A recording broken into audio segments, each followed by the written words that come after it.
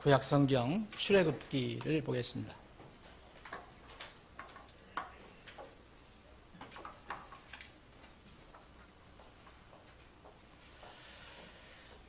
출애굽기 8장.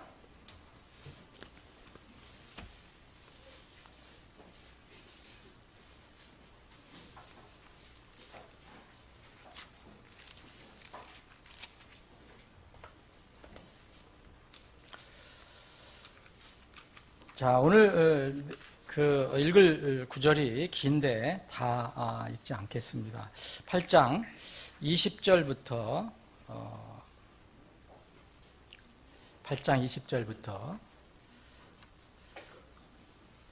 출애굽기 8장 20절부터 32절까지 제가 읽겠습니다. 예, 8장 20절. 8장 20절부터 32절까지.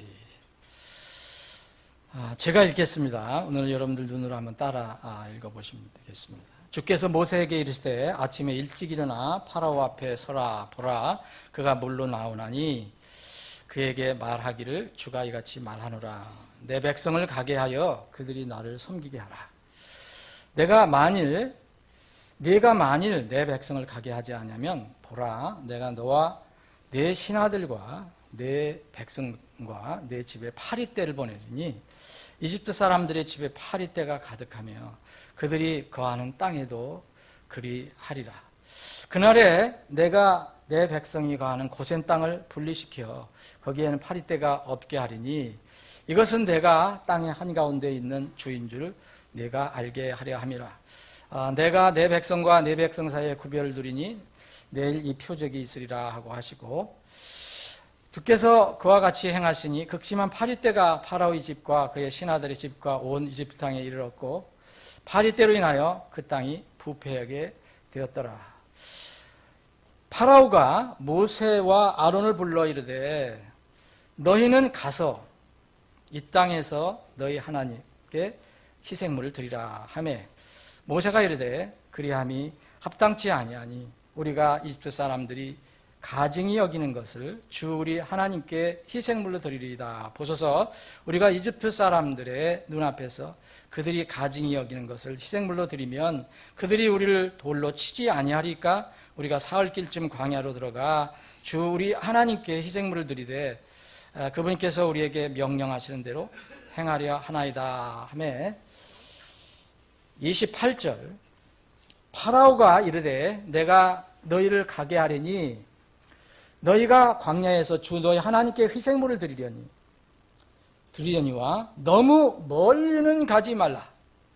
나를 위하여 간구하라 하매 모세가 이르되 보소서, 내가 왕을 떠나 나가서 주께 간구하리니 내일 파리떼가 파라오와 파라오의 신하들과 파라오의 백성들에게 떠나려니와 파라오께서는 백성이 가서 주께 희생물을 드리지 못하게 함으로써 더 이상 속임수를 쓰지 마소서 하고 모세가 파라오를 떠나 밖으로 나가서 주께 간구하며 주께서 모세의 말대로 행하사 파리떼를 제거하여 파라오와 그의 신하들과 그의 백성에게서 떠나게 하시니 한 마리도 남지 아니하였더라.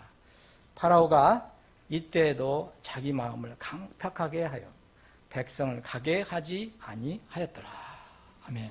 아버지 하나님, 오늘도 저희들에게 믿음을 주셔서 하나님의 집에 모이게 하시고 구원의 기쁨과 감격과 감사로 주님을 찬양하고 경배할 수 있게 해주셔서 감사합니다. 지금 주님께서 우리에게 또 이 시간에 필요한 말씀을 주셨음을 믿습니다. 하늘의 만나임을 저희들이 알고 마음에 무릎을 꿇고 이 말씀을 받게 해 주시옵소서. 오직 주님께서만 우리 가슴을 향해서 선포해 주시옵소서. 거룩하신 예수님의 이름으로 기도합나이다. 아멘. 이제 날씨가 많이 푹해졌어요. 정말 이제 3, 4, 5월 하면은 봄인데 활동하기 좋은 계절이 왔습니다. 좋은 날씨를 주신 하나님께 감사를 드립니다. 여러분들도 또 한 주 동안 건강하게 지나시다가 또 건강한 모습으로 뵙게 돼서 반갑습니다. 오늘 이 본문 말씀 우리가 8장을 읽었는데 또 10장을 좀 잠시 후에 또 읽어보겠습니다. 이 내용은 여러분 잘 아시겠지만 이 모세가 이스라엘 백성을 건져내기 위해서 이 이집트의 파라오와 어떤 대담을 하는 것입니다. 협상하는 내용입니다. 하나님께서는 10가지 재앙을 준비하셨어요.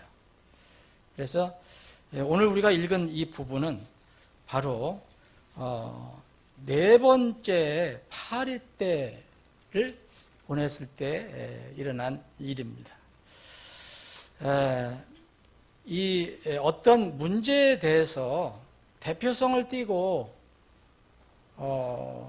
함께 모여서 이야기를 나누는 것, 협의하고 토의하는 것을 주로 우리가 회담이라고 하고, 높은 사람들이 하는 걸 정상회담이라고 하죠. 또 무슨 어떤 당의 대표가 모이면 또 영수회담이라고도 합니다. 우리는 이제 세상의 역사 속에서, 역사가 돌아가는 그런 상황 속에서 전혀 도외시하고 이렇게 살아갈 수는 없습니다. 여전히 우리 주위에는 여러 가지 일들이 벌어지고 있고, 우리는 그 역사 속에서 또 숨을 쉬면서 살아갑니다. 우리가 원하든 원하지 않든 우리나라는 지금 어려운 상황에 있습니다. 강대국들의 어떤 그 열강 속에서 묻혀서 살아갑니다. 예전이나 지금이나 거의 비슷합니다. 이번에 베트남에서 하노이에서 어떤 회담이 열린 거 여러분들 아실 것입니다. 두 번째 회담이 열렸습니다.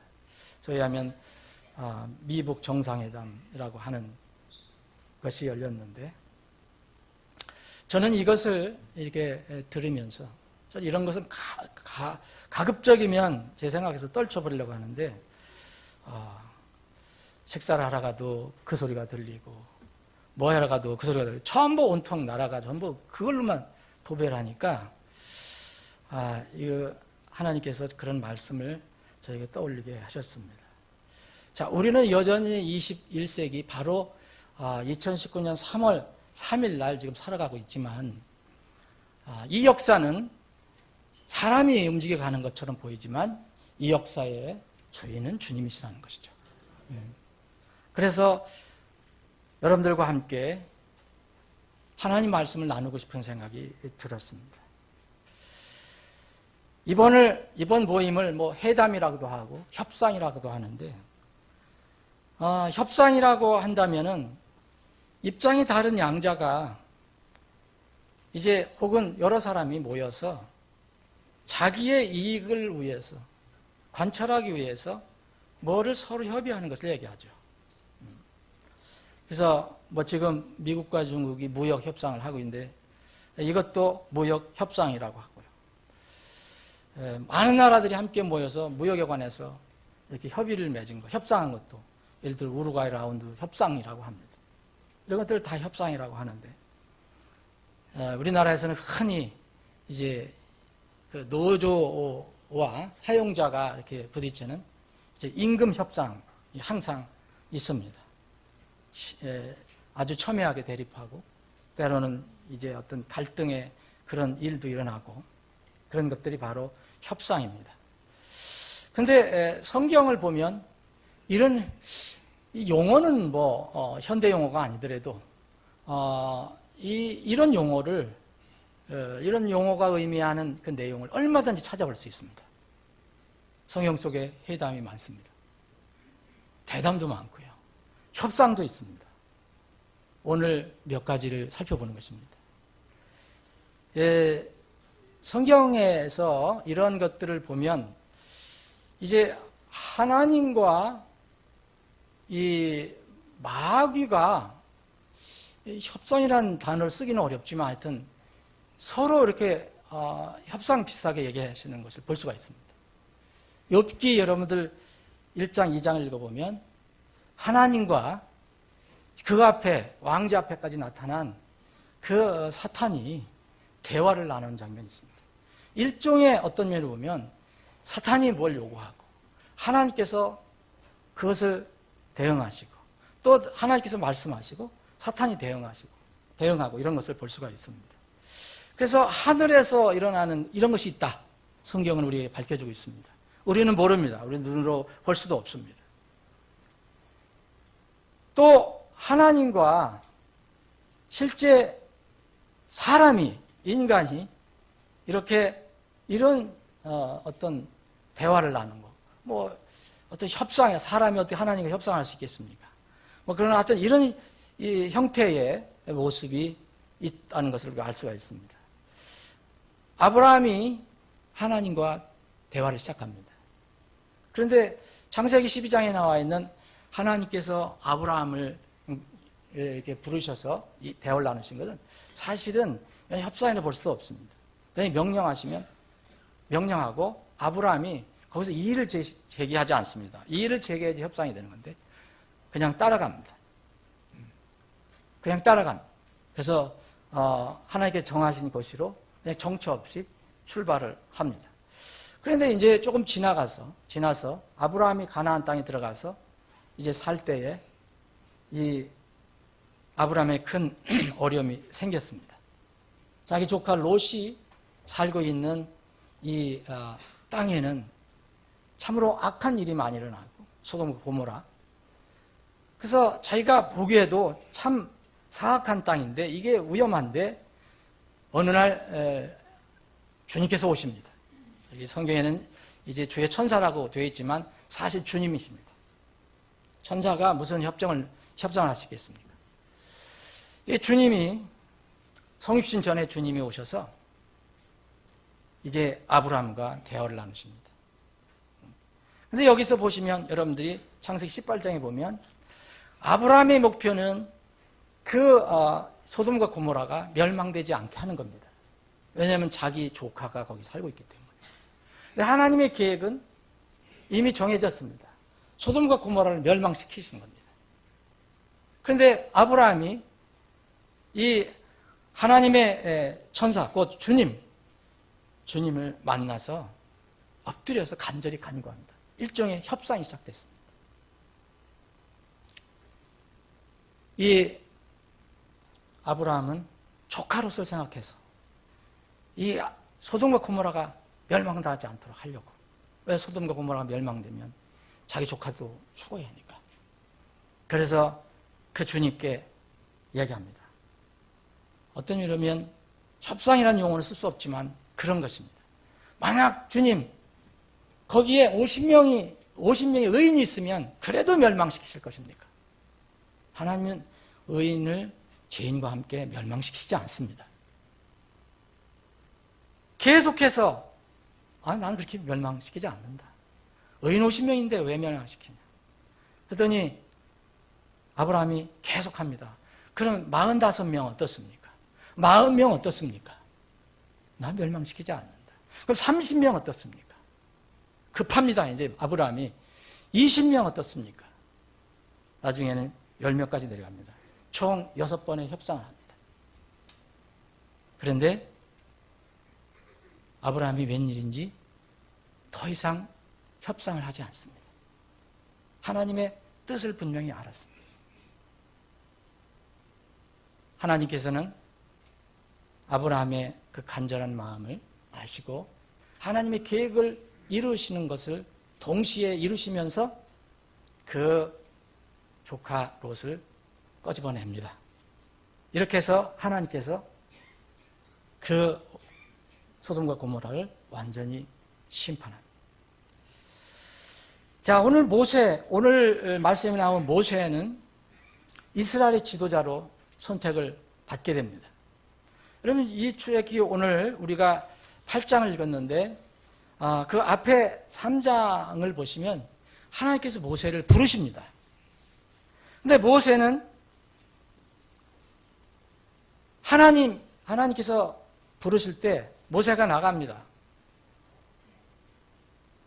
모세하고 하나님 사이에 일종의 이렇게 줄달리기가 있습니다. 이 시대 용어로 한다면 어떤 협상인지도 모르겠습니다. 하나님의 목표는 이스라엘을 구원해내시는 겁니다. 이스라엘의 구원자로, 구조자로 모세를 세우는 겁니다. 근데 모세는 이 하나님의 뜻에 순종하지 못합니다.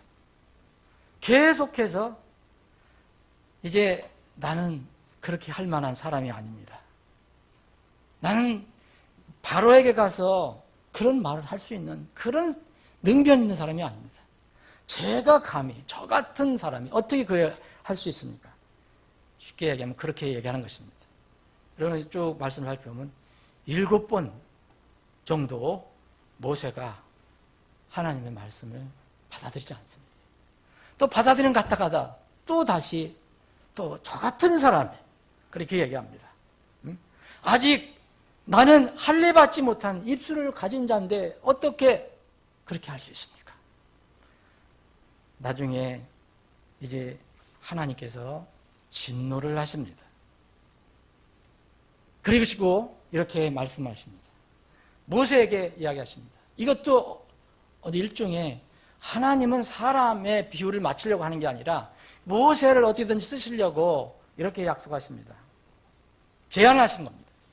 내가 너로 하여금 파라오에게 신이 되게 해주겠다. 내가 파라오에게 가면 너는 신처럼 될 것이다. 파라오에게. 그리고 너 말을 못한다고 하는데 내 형 아론 말 잘하지 않냐? 내 형 아론을 내 입으로 세우겠다. 대언자, 요새 같으면 대변인입니다. 대변인으로 세우겠다. 7장 1절에 말씀하십니다. 이것이 마지막 주님의 선언입니다. 이제 이 말씀을 듣고 이제 모세는 드디어 그 파라오 앞에 서기 위해서 가게 됩니다. 파라오에게 이제 주어진 것은, 모세를 통해서 주어진 것은 10가지 재앙입니다. 이 10가지 재앙을 이제 베풀면서 어떻게든지 파라오 마음을 움직여서 이스라엘 백성을 해방시키려고 하는 것입니다. 이것이 바로 하나님과 인간 사이에 어떤 면으로 보면 대화를 나누는 것, 협상이면 협상, 대담이라면 대담이라는 것, 그것입니다. 그런데 하나님만 사람과 얘기하는 것이 아닙니다. 하나님의 그 어떤 모양을 따르는 아주 교묘하게 속이는 사탄도 마귀도 똑같이 사람들에게 접근해서 이런 일을 합니다. 여러분, 이것은 창세기 3장에 나와 있습니다. 사단이 마귀가 뱀을 시켜서 이제 이브를 유혹합니다. 마귀 여기서 딱 2번 제안하는 것을 볼 수 있습니다. 일종의 협상입니다. 협상의 달인입니다. 이브는 딱 한 번 대응합니다. 그런데 이것으로 끝납니다. 협상은 끝났습니다. 이제 그 마귀가 요구하는 그 협상의 그 제안에 이 이브는 응합니다. 협상은 끝났습니다. 마귀는 좋아하고 박수를 치고 지금 같으면은 무슨 온통 텔레비들이 다 중계하면서 난리를 피웠을 것입니다. 그런데 불행하게도 이 사람 편에서는 완전 실패 협상이 됐습니다. 예수님은 우리의 몸을 입고 오셨습니다. 우리의 이 잘못된 협상을 다시 하나님이 기뻐하시는 그런 방법으로 회복시키기 위해서 우리 몸을 입고 오셨습니다. 이때 마귀가 예수님께 접근합니다. 어떻게든지 예수님이 이 옛날에 이루어졌던 협상을 파기하지 못하도록, 다시 회복시키지 못하도록 예수님을 이제 협박하고 회유합니다.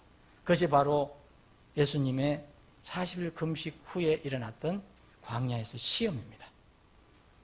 여러분, 마태복음 4장을 보면 사단이 3번 제안한 것을 볼 수 있습니다. 예수님이 3번 대응하십니다. 1차 회담, 예수님이 하나님의 방법대로 하십니다. 두 번째도 마찬가지입니다. 세 번째도 마찬가지입니다. 대담이 끝났습니다. 종결됐습니다. 예수님이 승리하셨습니다. 그렇기 때문에 우리는 그리스도 안에서 승리하게 됐습니다. 그분이 승리해 놓으셨기 때문에 우리는 그 승리를 이제 우리 것으로 삼을 수가 있습니다. 이것이 사탄과 인간의 어떤 협상, 대담입니다. 그런데 또 성경에는 수많은 곳에 정확하게 표현은 하지 않지만 사람과 사람, 인간 대 인간의 대담과 협상을 많이 기록하고 있습니다. 여러분들이 삶 속에서 만날 이루어지는 것입니다. 가정에서도 이루어집니다. 가정에서도 때로는 부부 사이에 협상이 일어납니다. 이렇게 해야 되냐, 저렇게 해야 하느냐. 그래서 이제 부부 사이는 항상 아름답게 결론을 내지만 회사에서도 이런 일이 일어나고 또 사회에서도 이런 일이 일어나고 사업가 사이에도 치열한 협상이 일어납니다. 여기서 오늘 모세와 파라오의 이 대담을 통해서 이야기를 통해서 우리는 지혜를 얻을 수가 있습니다. 오늘 본문 말씀에 나온 모세는 하나님의 자녀의 모형입니다. 대표격입니다. 만약 정상에 달하면 인간의 대표로 간 것입니다. 파라오는 반대로 이 세상 신의 대표로 이제 모세와 대담을 하는 것입니다. 파라오와 모세의 이 협상, 대담, 오늘 우리가 8장에서 읽은 것은 특별히 우리가 기억해야 될 두 번의 이 모세와 파라오의 대담의 협상에서 나온 그 교훈을 살펴봐야 합니다. 협상은 여러분들 아시겠지만 파라오와 모세의 협상이라면 이 협상의 제안자는 모세입니다. 하나님 명령을 받았기 때문에. 먼저 제안합니다. 내 백성을 풀어줘라. 그렇지 않으면 하나님께서 너를 심판할 것이다. 일종의 협상이 아니라 통보입니다. 선포입니다. 하나님 말씀은 단순히 전하는 위치입니다. 이미 협상의 목표는 고정이 되어 있기 때문입니다. 흔들리지 않습니다. 목표를 조정할 수 있는 권한이 전혀 없기 때문입니다. 모세는. 결과는 간단히 결렬됐습니다. 여러분. 예, 출애굽기 5장을 여러분들 보시면 처음에 들어가서 풀어줘라. 모세, 파라오가 코웃음 칩니다. 결렬됩니다. 여러분, 그 다음엔 어떤 일이 일어난지 아십니까? 이 하나님의 말씀을 듣고 가서 선포했을 때 좋은 일이 일어나는 게 아니라 더 나쁜 일이 일어납니다. 그들에게는. 이 말을 들은 이 파라오는 야, 이것들 봐라. 소위 얘기하면 이런 것입니다. 그래서 파라오가 이렇게 얘기합니다. 모세가 아론과 함께 들어가서 우리 주 이스라엘 하나님이 내 백성을 가게 하라 한다. 그들이 광야에서 나를 위해 명절을 지키게 하라. 이런 명령이 떨어졌다. 그래서 내가 너에게 선포한다. 이야기한다 그랬더니 파라오가 얘기합니다. 네가 말하는 주가 누구이기에? 얘기합니다. 주가 누구이기에 내가 그의 음성에 순종해서 이스라엘을 가게 하겠느냐? 나는 얘가 말하는 주라는 그거 모른다. 그 존재를 모른다. 그러니까 이스라엘도 가게 하지 않을 것이다. 이제 이 뒤에 어떤 문제가 일어났냐면 이 파라오가 관리들을 시켜서 그 유대 사람들을, 이스라엘 사람들 더 괴롭혀라. 지금 노역을 하고 있잖아요. 노예로. 지금 같으면 저기 북한에 그런 정치범 수용소에서 노동교화소에서 일하는 거 똑같은 거죠. 비참하게 일을 하고 있었습니다. 근데 이때 가서 이렇게 선포를 하니까 이 파라오가 그 관리들을 시켜갖고 더 힘들게 하라. 이제는 전에는 집을 주어서 이 벽돌을 만들게 했는데 아주 집도 주지 마라. 그 너희들이 가서 다 구해서 만들어라. 책임량을 만들어내라. 엄청나게 힘들게 합니다. 왜냐하면 너희들이 이렇게 와서 하는 게 게으르기 때문에 그런 것이다 라고 해서 어려운 문제가 생깁니다. 여러분 5장 뒷부를 보면 그래서 이스라 아내 4분이 생깁니다. 모세에 대해서 이제 반대하는 그런 내용이 막 나오기 시작합니다. 여러분 우리가 하나님 말씀을 전한다고 해서 항상 순조로운 일이 일어나는 것이 아닙니다. 그러나 그 하나님 말씀은 거룩한 것이고 그것은 진리이고 그것은 언젠가는 이루어질 것입니다. 상황에 따라서 그것이 변하는 것이 아닙니다. 이스라엘 진영에 4분이 많이 생깁니다. 5장, 6장에 보면 그래서 백성들이 이 모세에게 대항을 합니다. 이럴 때 나오는 것이 있습니다. 타협이라는 것입니다. 이럴 때 흔히 생각하는 것이 그래 조금 절충하는 것이 어떻겠어? 그래서 회담이나 협상을 할 때 항상 나오는 것이 타협이라는 단어입니다. 타협에 나쁜 의미도 있지만 좋은 의미도 있습니다. 자신의 주장만 고집하지 않고 상대방을 배려하는 것 타협입니다. 여러분 가정에서는 반드시 타협하십시오. 여러분 남편과 아내 사이에는 그게 무슨 진리도 아니라면 고집 피우면 어려운 문제 생깁니다. 그때는 상대방을 배려해서 빨리 타협하는 게 좋습니다. 그런 타협은 좋지만 자 하나님께서 주신 어떤 옳은 원칙과 신념이 있다면 그것은 끝까지 우리를 버리지 않아야 합니다. 적당히 안주해서 나가려고 하는 것이 바로 타협입니다. 이럴 때 이제 파라오는 협상의 명수이기 때문에 첫 협상안을 제시합니다.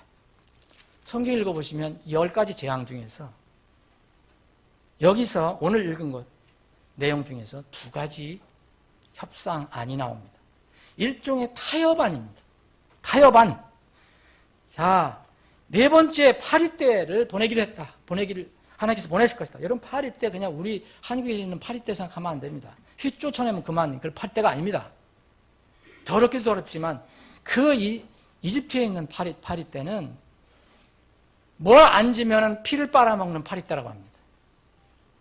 그래서 썩게 해요. 그래서 이 파리떼가 온통 이 이집트를 덮었습니다. 이게 보통 문제가 아닙니다. 그럼 파리떼 그냥 쫓아내면 되지 그랬는데 여기 파라오가 손을 든 이유가 그겁니다. 그래서 이제 파라오가 모세 불러갖고 얘기합니다. 자, 오늘 본문 말씀해 보면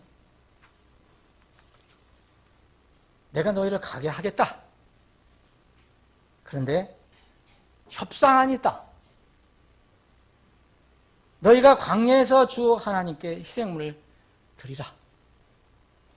그런데 너무 멀리는 가지 말라. 너무 멀리는 가지 말라라고 얘기합니다. 자, 이런 협상이 첫 번째 협상이 아닙니다. 이 협상이 나오게 된 배경이 있습니다. 첫 번째 협상이 있습니다. 여러분 25절에 보면 이렇게 파라오가 얘기합니다. 너희는 가서 이 땅에서 너희 하나님께 희생물을 드리라. 여기서 파라오가 협상안으로 제시한 것은 바로 이 땅에서입니다. 이 땅에서라는 것은 어디를 얘기합니까? 이집트입니다. 근데 하나님께서는 이미 뭐라 하냐면 이스라엘 백성은 이집트를 완전히 떠나서 내가 지정한 곳에서 하나님을 예배해야 합니다. 그런데 이 파라오는 교묘하게 자 가서 너희가 하나님께 희생물 드려도 좋다. 소위 이 시대 용어로 하면 예배를 드려도 좋다.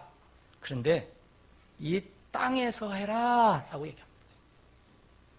이렇게 첫 번째 타협안이 협상안이 들어왔습니다.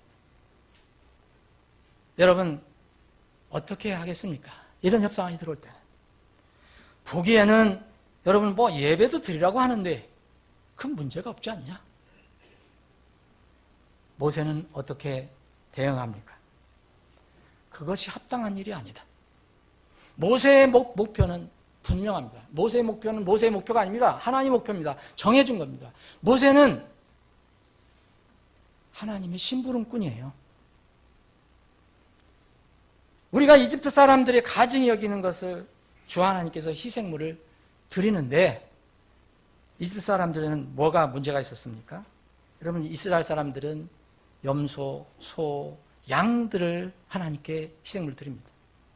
그런데 이집트 사람들은 이것을 신으로 섬깁니다.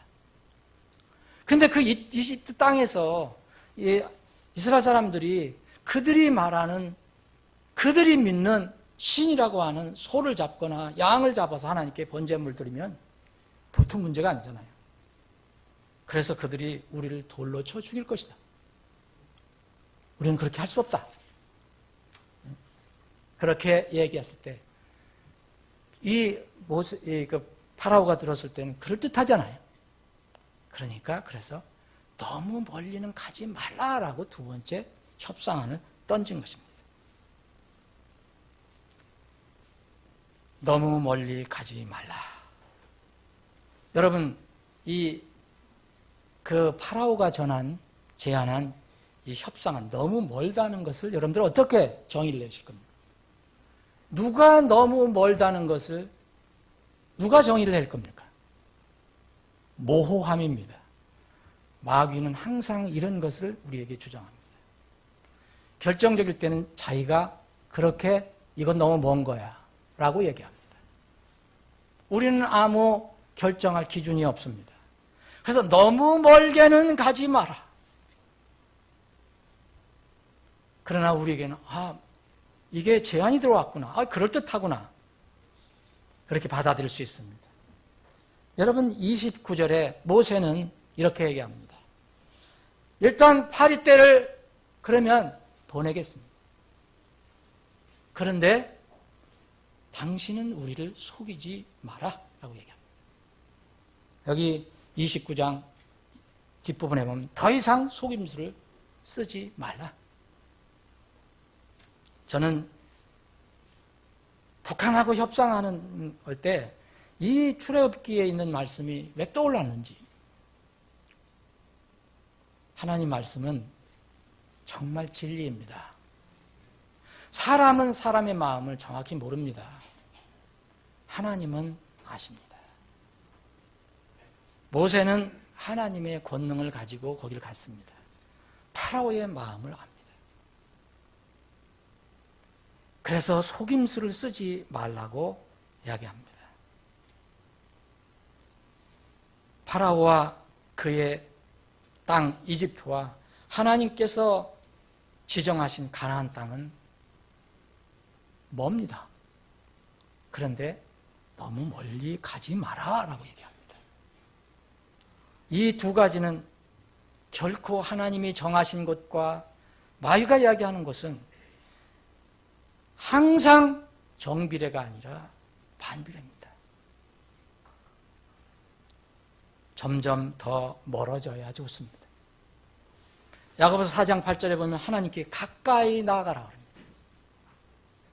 그리하면 그분께서 너에게 가까이 오시리라. 하나님께 가까이 가지 않으면 마귀에게 가까이 가는 것입니다. 하나님께 가까이 가지 않고서 마귀에게서 멀리 갈 수가 없습니다. 마귀에게 가까이 가면서 또 하나님께 가까이 갈 수 없습니다. 이것은 반드시 반비례의 원리가 들어가 있기 때문에 그렇습니다. 성령님과 육신의 관계도 똑같다고 바울사도는 갈라디아 교회에 알려줬습니다. 갈라디아서 5장 16절 17절에 보면 이 성령과 이 성령, 우리 육신은 항상 부딪힙니다. 이게 각지 갈 수가 없는 것입니다. 멀어져야 합니다. 그래서 주님께서는 이미 우리에게, 제자들에게 이런 말씀을 해주셨습니다. 아무도 두 주인을 섬길 수 없나니. 그랬습니다. 두 주인 섬길 수 있습니까? 이스라엘이 이집 땅에서 이집 땅에 있는 한 파라오는 머리입니다. 그런데 하나님을 섬길 수 있습니까? 불가능합니다. 그래서 하나님이 이야기합니다. 너희가 하나님과 만몬을, 곧 세상신을, 세상의 재물신을 함께 섬길 수 없느니라. 여러분, 바울사도가 고린도후서 6장에 이 원리를 잊어버리고 항상 교회에 어려운 문제를 일으켰던 고린도 교회 성도들에게 이야기합니다. 분리입니다. 영적 분리에 대해서 이야기하고 있습니다. 어찌 믿는 자가, 어찌 너희들이 믿지 않는 자와 공평하지 않게 멍에를 매려고 하느냐? 어찌 믿는 자가 믿지 않는 자와 공평하지 않는 멍에를 매려고 하느냐? 여러분, 믿는 자와 믿지 않는 자가 함께 무엇을 한다는 것은 이미 불공평한 거래입니다. 그건 불공평한 거래라고 이미 주님께서 말씀하십니다. 그러시면서 주님께서 의와 불의가 어떻게 사귈 수 있느냐? 의와 불의가 사귈 수 있습니까? 빛과 어두움이 어떻게 친교를 나눌 수 있느냐? 그리스도와 벨리알이 어떻게 일치를 볼 수가 있겠느냐? 협상에서 일치 볼 수 있겠습니까? 아니, 그리스도와 벨리알이 어떻게 그렇게 될 수 있습니까? 하나님의 성전과 마귀가 어떻게 하나가 될 수가 있겠느냐? 이것은 불가능하지 않냐? 하나님의 성전과 이 안에 우상이 있다면 여러분 조화가 되겠습니까? 그건 조화롭지 못하다. 조화가 될 수가 없다. 또 이렇게 이야기합니다.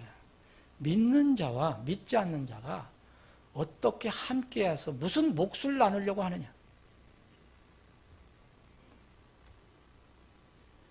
이런 것을 이 시대에는, 지금 21세기에는 종교 사상으로 말하면 자유주의 사상입니다.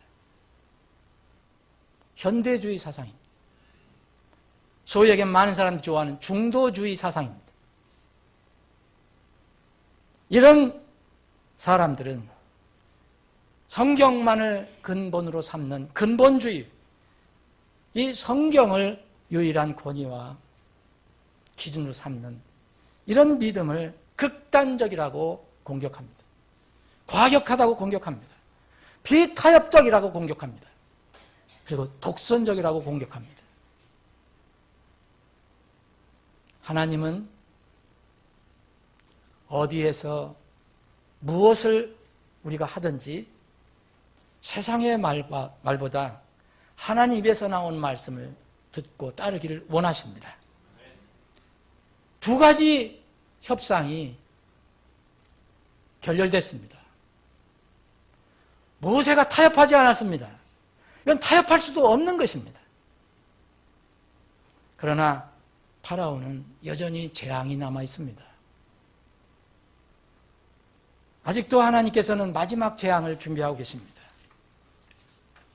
이제 다음 대담이 또 시작됩니다. 10장을 보시겠습니다.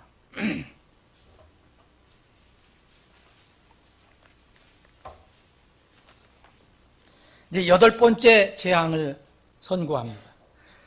10장 4절입니다. 만일 내가 그리하지 아니하고 내 백성이 가는 것을 거부하면 보라, 내가 내일 내 지경 안으로 메뚜기들을 가져오리니. 이 메뚜기는 여러분들이 아시는 것처럼 이집트 사람들이 메뚜기 머리를 가지고 있는 신이 있었습니다. 세라피스라고. 메뚜기를 동원하겠대요. 근데 그 신이 너희들을 완전히 갉아먹겠다. 너희들 먹을 것을 다. 너희들에게 식량을 공급해주는 그런 좋은 신이 아니라 이 신이 어떤가 보여주겠다. 메뚜기를 다 동원하겠습니다. 이거 다 압니다. 이게 메뚜기가 완전히 이제 오게 되면 완전히 다 갉아먹는다는 것.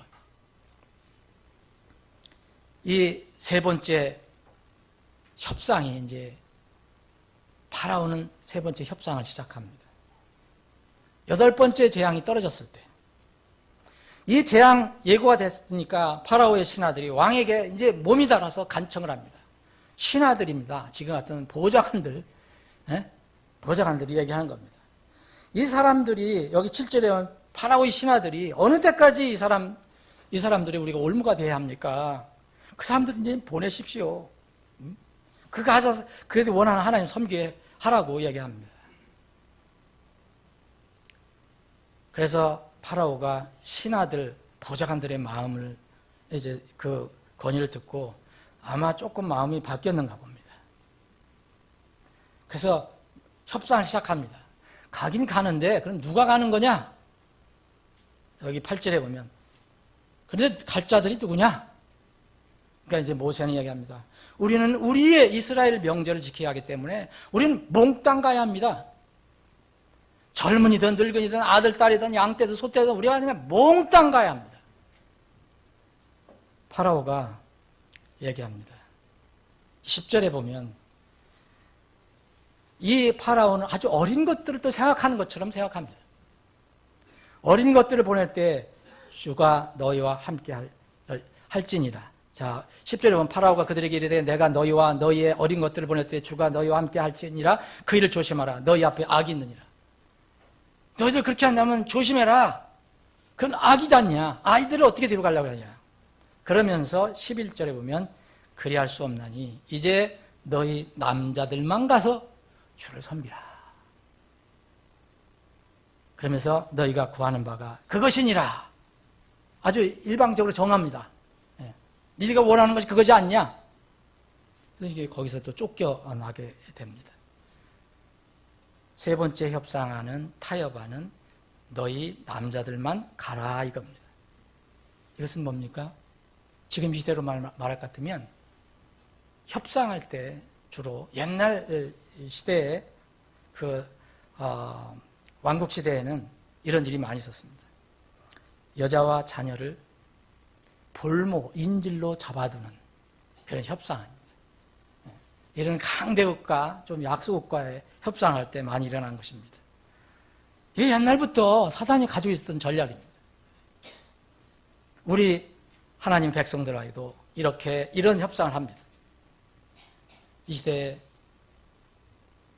많은 사람들이 이것을 씁니다. 특별히 북한의 김정은은 이 전략을 씁니다. 해외 외교원을 보낼 때 반드시 이제는 탈출하지 못하도록 자녀들을 평양에 묶어둔답니다. 이 파라오는 이야기도 하지 않고 자기가 일방적으로 얘기합니다. 협상할 것도 없습니다. 너 악한 것이다. 예? 그러니까 너희가 구하는 것이 그거지 않느냐.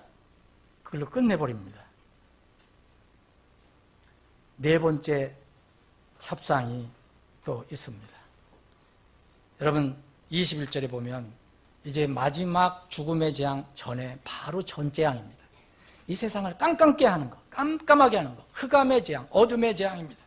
주께서 모세에게 이르시되 하늘을 향하여 내 손을 내밀어 이집 땅 위에 어둠이 있게 하되 감촉으로 느낄 수 없는 어둠이 있게 하라 하시니 모세가 하늘을 향하여 자기 손을 내밀매 캄캄한 어둠이 사흘 동안 온 이집 땅에 있으므로 그들이 사흘 동안 서로를 보지 못하며 아무도 자기 처소에서 일어나지 못하되 온 이스라엘 자손이 거하는 곳에는 빛이 있었더라. 24절 파라오가 모세를 불러 이르되 너희는 가서 주를 섬기되 너희 오직 너희의 양떼와 소떼는 두고 너희 어린 것들은 또한 너희와 함께 갈지니라. 어린 것들 잡으려고 했는데 이거 하나님께서 또 이 흑암 재앙을 내리시니 이거 어떻게 합니까? 마지막으로 협상을 합니다. 자, 그래 가라. 근데 양떼 소떼는 다 두고 가라. 여러분 우리는 이때 조심해야 됩니다. 이제는 된 거다. 여러분 이스라엘 백성에게 양떼 소떼는 왜 중요합니까? 여러분 9번째 흑암의 재앙 후에 파라오의 마지막 협상하는 이스라엘로부터 양떼와 소떼를 빼서 놓는 것입니다. 이게 마지막 유혹입니다. 마지막 협상안입니다. 여러분 신자가 되었어도 하나님께 예배를 드리지 못하게 하는 일들이 부지기수로 많습니다. 우리가 살아갈 때. 이미 구원받은 사람은 하나님과 영적으로 교통하는 예배가 없으면 사실 구원은 받았어도 거의 죽은 거와 마찬가지입니다. 이스라엘 가라. 그런데 광야에 가서 하나님께 예배를 드리지 못합니다. 광야에 가서 뭐가 있습니까? 돌밖에 없는데, 모래밖에 없는데. 그것을 잡아두려고 합니다. 여러분, 파라오 그 이집트에 무슨 짐승이 없었겠습니까? 이 이스라엘은 희생제물의 핵심이 양과 소입니다. 속죄를 위한 어린 양이 필요합니다. 제사장과 회중의 정결례를 위해서는 반드시 송아지가 필요합니다. 소가 필요합니다. 구원받을 때는 어린 양이 필요하지만 구원받고 나서 세상에서 더럽게 살 때 그 더러움을 씻어내기 위해서는 이스라엘 백성에게는 붉은 암송아지가 필요했습니다. 이것을 뺏어 놓으려고 한 것입니다. 만약 양과 소가 없이 떠난다면 이스라엘은 껍데기로 떠나는 것입니다. 이 시대에 어린 양이 없고 사람의 죄를 대신한 어린 양이 없고 또 우리 구원받은 사람의 그 더러움을 씻어주시는 붉은 암송아지 예수님의 희생 그 속죄가 없다면 그 기독교는 죽은 기독교입니다. 혹시 구원을 받았어도 그 사람은 죽은 예배에 있는 것입니다. 사랑하는 여러분, 4가지 타협안을 주의 깊게 묵상해 보시기 바랍니다. 이것은 우리에게 모두 적용될 수 있는 것입니다. 말씀을 정리하겠습니다.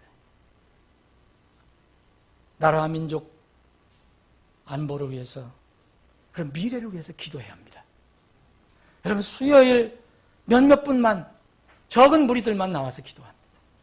못 나오신 분들은 정말 나라와 민족을 위해서 기도해야 합니다. 아브라함과 다니엘, 예레미야와 같은 그런 대언자들은, 하나님의 종들은 역사의 주인신 하나님께 중보 기도하는 의인들이 되었습니다. 하나님 자체를 부정하고 대신 현대판 느부갓네살 금신상을 온 곳에 다 세워놓고 그 인간 신에게 절을 하라고 강요하는 그런 지역, 이런 전체주의 국가, 자기의 권력을 위해서는 자기 혈족인 형과 고모부든 누구든 잔인하게 죽일 수 있는 사람, 건성으로 박수 쳤다고 죽이고, 졸았다고 죽이고, 마음에 안 든다고 죽이고, 자기 말에 조금 이의를 제기했다고 죽이고, 이런 야수 같은 사람, 인간의 양심과 자유를 완전히 철저히 말살하는 사람, 그 사람과 무슨 협상을 합니까? 여러분, 그것은 불가능하다고 제가 여러 번 말씀드렸습니다. 그것은 마귀와 앉아서 마귀, 너 내 목표를 내려놓으라 하는 거하고 똑같습니다. 여러분, 공포정치와 핵만 가지고, 이걸 2가지, 공포정치, 사람을 쉽게 죽이고 가두고 하는 이 공포정치하고 또 세상 사람들이 무서워하는 핵을 개발해서 그것을 권력을 유지하는 유일한 수단으로 삼는 이 김정은의 입장에서 어떻게 그것을 포기하라는 말입니까? 어떻게 우리가 원하는 평화를 할 수 있겠습니까? 어떻게 남북한이 자유롭게 오갈 수 있게 할 수 있겠습니까? 여러분, 그것은 불가능한 이야기입니다. 그러면 자신이 그렇게 추구하는 공산 독재 체제의 유일한 그 3대 세습 체제가 안전하겠습니까? 그들이 그 많은 감옥, 노동교화소, 정치범 수용소를 정말 폐쇄할 수 있습니까? 여러분, 믿음의 지금 기독교인들, 이북 기독교인들이 얼마나 고통받는지 아십니까? 저는 종종 거기서 오는 편지가 다른 사람 통해서 제가 읽을 수 있습니다. 그런 사람들을 풀어줄 수 있겠습니까? 여러분, 결국 개방되면 자유를 맛본 사람들을 막을 수가 없습니다. 여러분들은 자유를 지금 너무 소중한지 모르고 사는 것입니다. 그 자유를 맛본 사람들은 절대 그 체제를 지지할 수가 없습니다. 자신의 모든 기득권을 내려놓고 핵을 포기하고 개방하면 사실 우리가 이야기하는 평화가 올 수가 있습니다. 그런데 불가능하지 않습니까? 딱 한 가지 가능한 조건이 있습니다. 여러분, 우리가 강도하고 폭력배하고 우리를 괴롭히는 어떤 사기꾼이 있다. 우리 집을 털려고 하는 도둑이 있다. 근데 그 사람하고 딱 맞으셔서 우리 집 조금만 털고 가시오. 나 조금만 때리고 가시오. 그렇게 할 수 없는 것입니다. 우리가 협상하려면 당신은 변해야 합니다. 그런 짓은 버리십시오. 하나님을 두려워해야 합니다. 이런 조건이 필요합니다. 만약 그렇다면 우리가 협상을 할 수가 있습니다. 우리가 협상을 할 수 있는 유일한 조건이 있다면 그것은 회개와 거듭남입니다. 김정은도 회개하고 거듭나면 우리가 협상할 수 있습니다. 사실 그 협상은 어렵지 않습니다. 회개하고 거듭났다면 사람을 그렇게 다룰 수도 없을 것이고 자기 사리사욕을 위해서 그렇게 할 수도 없을 것입니다. 그러면은 용서가 따라오고 협상을 할 수 있을 것입니다. 그 전에 협상하는 것은 파라오의 협상을 받아들이는 것과 똑같은 것입니다. 어리석고 위험한 것입니다. 다른 나라는, 미국은 그렇다 하더라도 우리나라는 우리가 주인입니다. 우리가 어떻게 그렇게 협상할 수 있습니까? 그래서 나라와 민족을, 안보를 위해서 기도해야 됩니다. 미래를 위해서 기도해야 됩니다. 우리나라가 마지막 그리스도의 왕국이 세워지기 전에 쓰임받는 나라와 민족이 되어야 합니다. 또 여러분, 오늘 말씀을 듣고 절대로 여러분들 이 세상을 살아갈 때 마귀의 협상 전략이 있다는 것을 잊지 마시고 그 협상 전략을 알고 대비해야 합니다. 세상 육신 모든 것을 이용해서 우리를 집요하게 공격하고 유혹하고 회유하고 협박하는 것이 바로 마귀의 협상 전략입니다.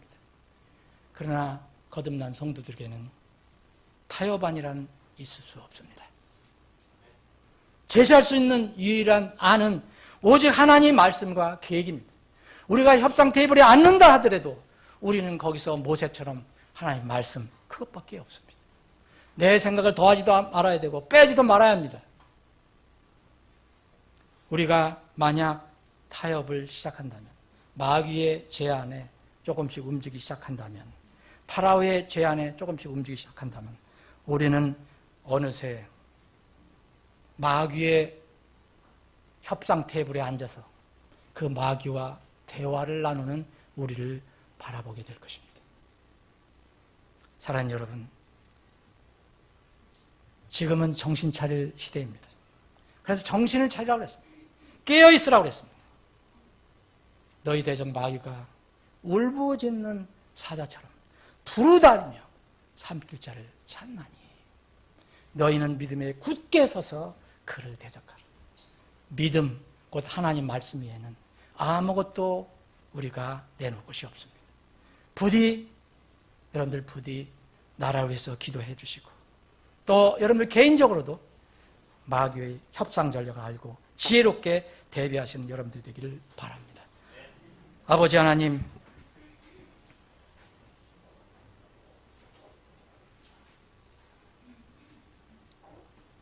우리에게 오늘 말씀을 주심을 감사합니다.